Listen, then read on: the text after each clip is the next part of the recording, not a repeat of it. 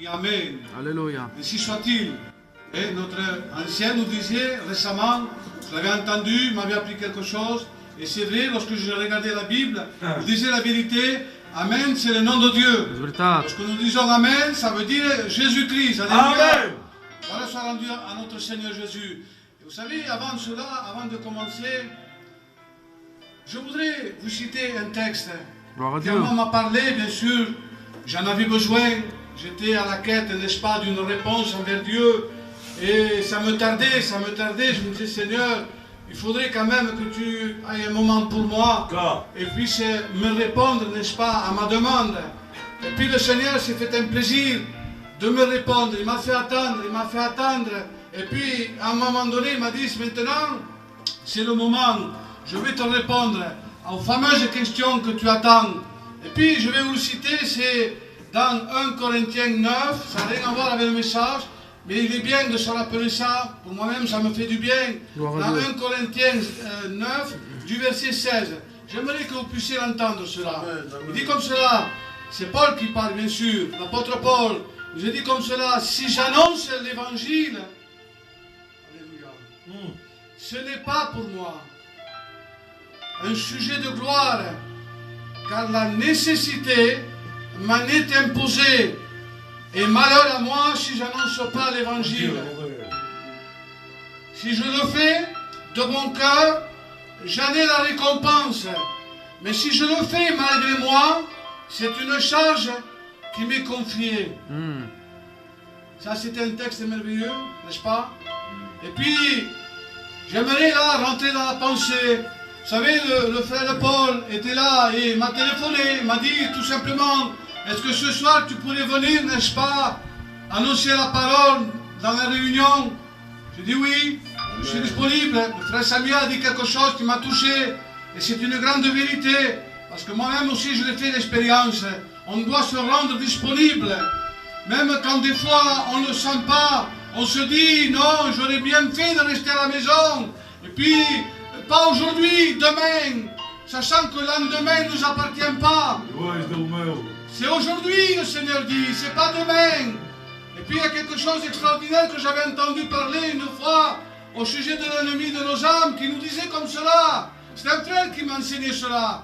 Il disait, tu sais, il est malin, il est rusé. Et j'étais en train de l'écouter, j'ai dit, comment tu sais ça? Puis il me disait comme ça, tu sais, le lendemain n'a pas été inventé. Nous sommes aujourd'hui. Nous sommes appelés à vivre aujourd'hui. C'est-à-dire que la bénédiction est pour aujourd'hui. Et puis lui, regardez la ruse. C'est le nom qu'il porte. C'est un rusé. Et déjà, il nous projette à demain. Or, demain, il n'est pas né.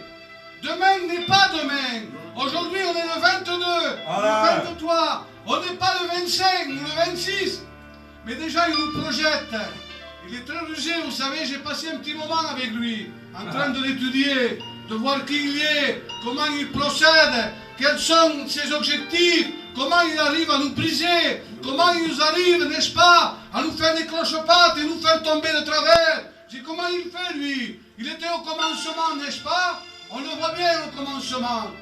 Puis voilà, je voulais rester dans le message, vous savez. Je voulais rester, je ne sais pas pourquoi. Je pense que c'est l'esprit de Dieu, c'est l'esprit de Dieu. Puis on va rester dans la réunion de jeunesse. Amen.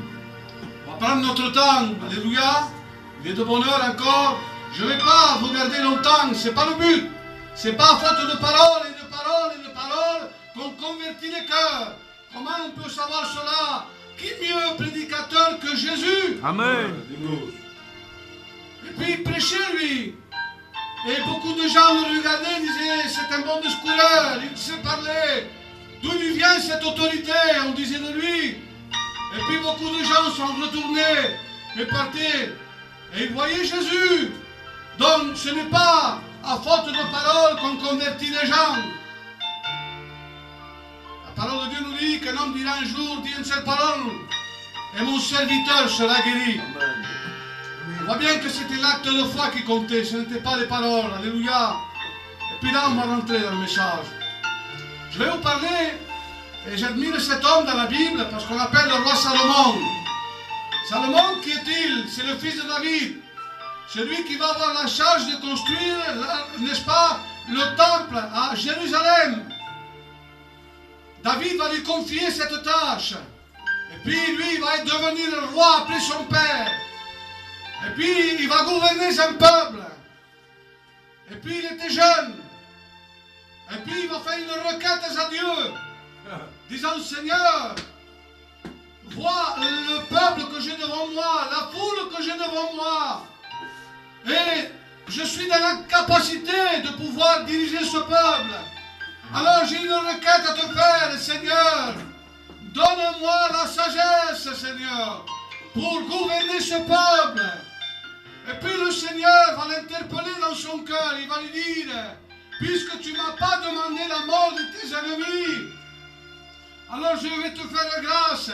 Je vais te donner à toi la sagesse qui vient du ciel. Amen. Et il nous est parlé de cet homme, n'est-ce pas, Salomon, le roi Salomon, celui qui dirigeait Israël, n'est-ce pas, le fils de David. Et puis on apprend de lui que les hommes, les femmes, la reine de Saba, nous dit la parole de Dieu, se déplaça pour vouloir aller le voir, disant, cet homme, c'est pas possible. On nous dit tellement de bien de cet homme-là. Il dirige avec une sagesse extraordinaire. Alléluia. Amen. Et puis il va commencer, n'est-ce pas, à parler de cette jeunesse, à parler des jeunes. Et on va voir ce qu'il dit au sujet des jeunes. Et ça se trouve dans Ecclésiaste, n'est-ce pas, 11, du verset 9. Regardez ce qu'il va dire cet homme, n'est-ce pas, rempli de sagesse. Jeune homme, réjouis-toi dans ta jeunesse. Amen. Livre ton cœur à la joie pendant tes jours de ta jeunesse. Marche dans les voies de ton cœur et selon les regards de tes yeux. Mais sache que pour tout cela, Dieu t'appellera en jugement. Qu'est-ce que nous voyons là dans ce texte? Là, nous voyons que le jeune homme, n'est-ce pas, en conséquence, il a cette liberté. La liberté que lui désire. C'est-à-dire qu'à un moment donné, un jeune, on lui parle de Dieu, il dit oui et amen, mais en vérité, il n'est pas intéressé par Dieu. Lui, son projet, ce n'est pas de venir à Dieu. Et qu'est-ce qu'il va faire que ce jeune homme va dire non? Je ne suis pas intéressé pour aller à Dieu. C'est tout simplement son jeune âge. La Bible commence en disant jeune homme. Ça veut dire qu'il est jeune. Ça veut dire qu'il a peu d'expérience. Ça veut dire que lui, son intérêt premier, c'est de découvrir le monde. Et lorsqu'on s'arrête dans le monde, on s'aperçoit que le monde est beau. Qui pourrait dire ce soir le contraire de cela? Moi je dis le monde est beau. Le monde est attirant. Lorsqu'on regarde le monde, il y a de belles choses qui se font. Il y a, n'est-ce pas, des choses extraordinaires qui se font. Et puis ce jeune homme a la liberté en lui, disant, j'ai le temps devant moi. Comme ce soir, toi-même, tu peux te dire, j'ai le temps. Je suis venu à cette réunion. Amen. Mais en vérité, je ne suis pas venu pour me convertir. Je ne suis venu parce qu'on m'a appelé. Je ne suis venu pour passer un moment. Je suis venu parce que je n'avais pas autre chose, n'est-ce pas, à faire. C'est pour cela que ce soir je suis là. Parce qu'en réalité, je n'ai pas de véritable projet. Et il y a cette liberté. Je l'ai remarqué. Ce jeune homme est libre. Mais lorsqu'on termine le texte, lorsqu'il est dit, n'est-ce pas, réjouis-toi dans ce monde si tu veux. Mais on voit bien qu'à la fin, il est dit, mais sache, et ça, nous devons le savoir. Nous devons le savoir, c'est impératif. Sache que pour tout cela, il y aura des comptes à donner à Dieu. Et Dieu seul le sait, que lorsque moi je verrai Dieu, et je le crois de tout mon cœur, Amen. je ne veux pas avoir affaire à lui comme ennemi. Moi, lorsque je voudrais rencontrer le Seigneur, je voudrais qu'il fasse comme il a fait à Étienne. Lorsqu'on a lapidé, que s'est-il passé? On a pris cet homme parce qu'il était rempli de l'esprit. Puis, puisqu'il allait contre la loi, qui se faisait à ce moment-là. Et puis les hommes ont pris des pierres et puis ils ont commencé à le lapider. Et la parole de Dieu nous dit qu'Étienne, le diacre, n'est-ce pas, rempli du Saint-Esprit, il s'endormit. La Bible ne dit pas qu'il mourut, mais il s'endormit. Et qu'est-ce qu'il va voir avant de s'endormir? La Bible nous dit qu'il regarda le ciel. Et qu'est-ce qu'il voit dans le ciel? Il voit le Seigneur debout. Amen. Amen. Alléluia. Voilà l'image que moi je me fais lorsque je me dis Seigneur, quand moi je te regarderai, quand moi je viendrai à toi, je ne viendrai pas en tant qu'ennemi de la croix, mais en tant qu'enfant de Dieu. C'est-à-dire que Dieu va ouvrir ses bras, comme il l'a fait à la croix de Golgotha. Il va me dire, tu es le bienvenu, tu es mon enfant, tu as obéi à la parole de Dieu, tu m'as aimé, comme moi je t'ai aimé le premier. Alléluia. Et cette image que je garde du Seigneur, elle est très importante puisqu'elle m'accompagne, n'est-ce pas, tous les jours de ma vie. Alléluia. Et puis, nous avons vu ce jeune homme, n'est-ce pas? Je vais essayer de faire vite, tout en m'expliquant bien la parole de Dieu, Amen. comme je l'ai reçue, bien sûr. Puis nous avons vu que ce jeune homme, il est proposé de faire dans la liberté. Pour cela, nous l'avons vu. Il doit rendre des comptes. Nous l'avons vu tout cela. Et puis, ce que le monde, n'est-ce pas, a à nous donner, c'est ça qu'on veut regarder. Et voir si on peut comparer, n'est-ce pas, les bienfaits de Dieu. Ce que Dieu a me donné et ce que le monde a me donné. Et je dirais comment le monde lui aussi donne, je sais. Mais qui est le directeur du monde? Celui qui commande ce monde. Et nous allons voir, n'est-ce pas, dans Matthieu 4, verset 8, à un moment donné, Jésus, on va le baptiser. Vous le savez, Jean le Baptiste le baptise dans le Jourdain. Et puis, il va être enlevé par l'Esprit et amené dans le désert pour être tenté à 3 reprises. Et là, moi, j'ai pu noter, n'est-ce pas, une des tentations qui se trouve dans 4 du verset 8. Et regardez ce qu'il dit. Le diable le transportant encore, ça veut dire qu'il a déjà fait sur une montagne très élevée. Vous savez, une montagne très élevée, c'est symbolique.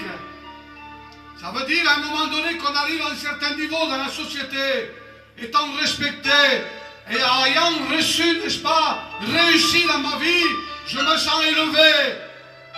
Et puis, une montagne très élevée, et il lui montra, c'est lui qui lui montre, tous les royaumes du monde et leur gloire. On voit bien que c'est lui l'instigateur, celui qui a autorité dans le monde. On voit bien que c'est lui.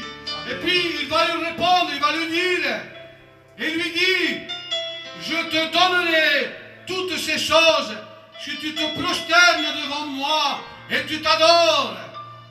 Tu m'adores, pardon. On voit bien ce que le monde donne et qui est l'instigateur du monde. Lorsque je reçois du monde, je reçois de qui? C'est simple, nous l'avons lu, il était au commencement, c'est le diable, c'est Satan en personne. Et la question que j'aimerais te poser ce soir, c'est est-ce que tu penses vraiment que Satan, lui, a un projet d'avenir pour toi?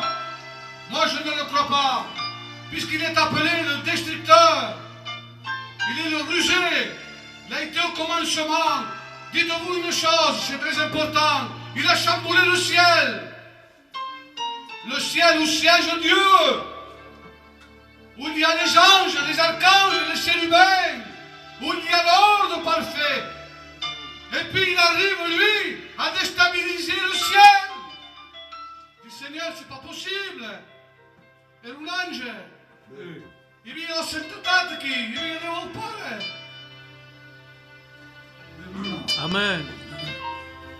Il y avait Dieu le Père, il y avait Jésus, il y avait le Saint-Esprit. Et lui, il arrive à chambouler le ciel. Il est puissant.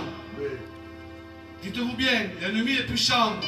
Mais notre Dieu, lui, Amen. il est surpuissant. Alléluia. C'est lui qui l'a anéanti à la croix de Golgotha. Alléluia. Gloire à Dieu. Je vais essayer de faire plus vite. Et puis nous avons vu ce monde, ce qu'il a nous apporté. Qui c'est qui est l'instigateur, qui nous donne tout ce que nous pouvons voir dans le monde. Nous pensons, nous, l'avoir gagné. Mais nous avons vu à quel prix nous gagnons le monde. Ça veut dire adorer l'ennemi.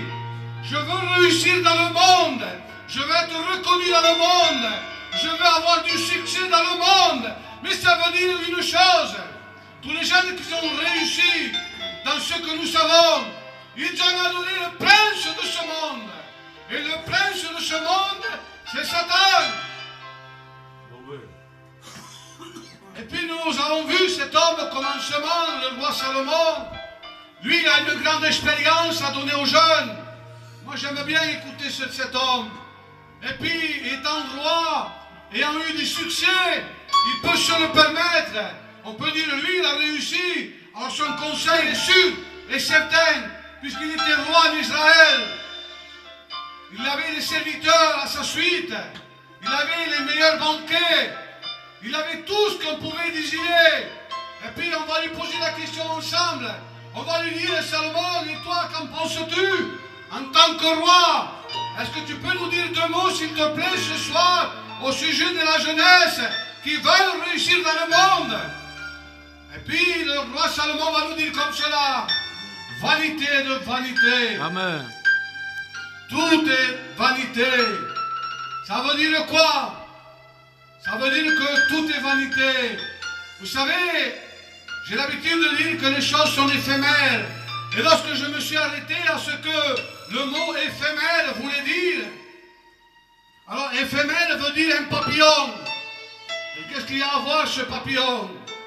Et je me suis renseigné sur le papillon. Et puis il naît le matin et il meurt le soir. Il a une durée de 24 heures. Alors c'est pour cela qu'on l'appelle éphémère. Ça veut dire que ta jeunesse, elle est éphémère.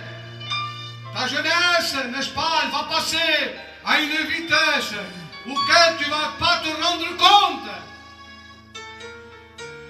Ton esprit, lui, restera toujours jeune. Mais tu vas t'apercevoir, les années vont passer sur toi à une vitesse, le temps de se retourner derrière. Et j'ai quel âge? Tu vas te poser la question. Qu'est-ce que j'ai fait de ma vie? L'opportunité m'a été donnée lorsque je venais aux réunions du pasteur Nico à l'église de Saint-Jacques. Et puis, n'est-ce pas, j'étais dans l'église, mais mon esprit était troublé. J'étais ailleurs. Je ne faisais pas attention. Je ne prêtais pas attention aux moments qui m'étaient offerts. Ce sont des moments de Dieu. C'est la grâce de Dieu qui se manifeste aujourd'hui. Ne dis pas c'est une simple réunion de gitans. Je ne suis venu que pour passer ce moment. Je te dis, détrompe-toi, ces moments-là sont voulus de Dieu. Alléluia. Vous savez, j'ai appris quelque chose. C'est que quand on annonce la parole aux jeunes, Alléluia. Il y a une chose qu'il ne faut pas faire, c'est de les garder trop longtemps. Alléluia. Même si j'ai beaucoup à dire, j'ai beaucoup à dire ici, mais je vais faire une chose. On va être sage. On va laisser faire l'Esprit de Dieu. On dit, Seigneur, j'arrête ici. Je sais que maintenant, la parole a été annoncée. Et puis, lorsqu'elle a été annoncée, ça ne me regarde plus. Ce n'est plus mon travail. Ce n'est plus moi qui fais rien du tout. Mais c'est l'Esprit de Dieu qui va travailler votre cœur. Alléluia. Voilà, pour cela, j'aimerais finir et conclure disant, Seigneur, je te remercie pour ces paroles. Et pour cela, je vais demander à l'ancien Nico qui prie.